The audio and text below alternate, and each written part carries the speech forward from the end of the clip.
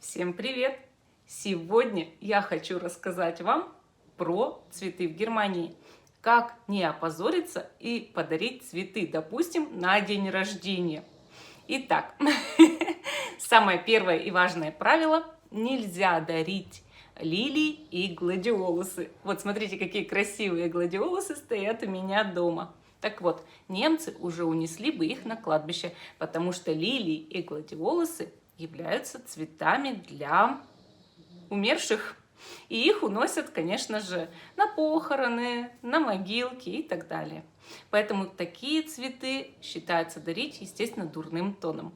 А также все белые и желтые цветы. Как бы это ни было удивительно, когда я переехала в Германию, я пришла в супермаркет, в цветочные магазины и не могла понять, почему белые тюльпаны, желтые тюльпаны, белые розы, желтые розы складывают по 10 штучек.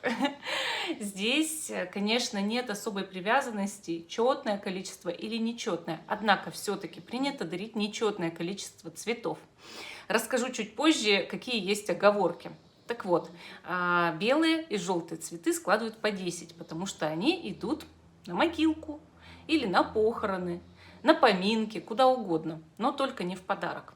Или их не ставят даже дома, да?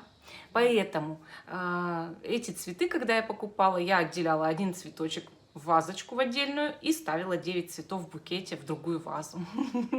Потому что я очень люблю желтые розы, желтые тюльпаны. Для меня это было важно. И я не знала, что эти цветы, какие-то не такие.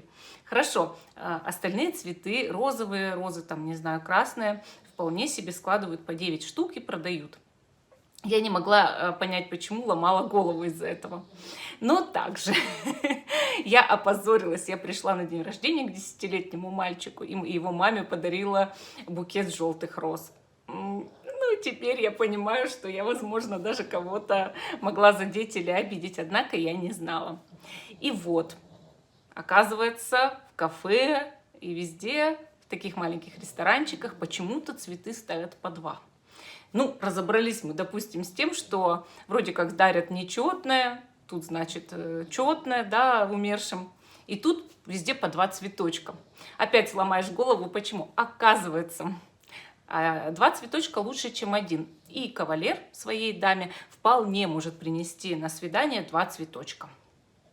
А все потому, что это всяко лучше, чем 1. Немцы практичные, и они допускают эту мысль. Поэтому в ресторанах лучше же, чем 1. Ставят 2 цветочка.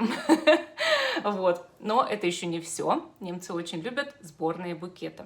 Поэтому они в таком обилии выращивают цветы у себя во дворах, палисадниках, именно для того, чтобы не платить за них в магазинах. Они у себя же дома в саду собирают красивый сборный букет из разных цветов, и именно такие букеты наиболее ценятся. Поэтому, если вы собираетесь в Германии на день рождения или еще куда-то, лучше подарите такой букет. Там никто не будет пересчитывать цветы, сколько их там, четное количество, нечетное, и будут очень довольны и рады.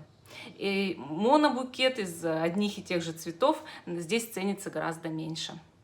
Интересно, да? И вообще, то, что сделано своими руками, немцы ценят гораздо больше. Поэтому собирайте букеты своими руками и радуйте близких. Всем пока. Надеюсь, вам понравилось. Пишите свое мнение.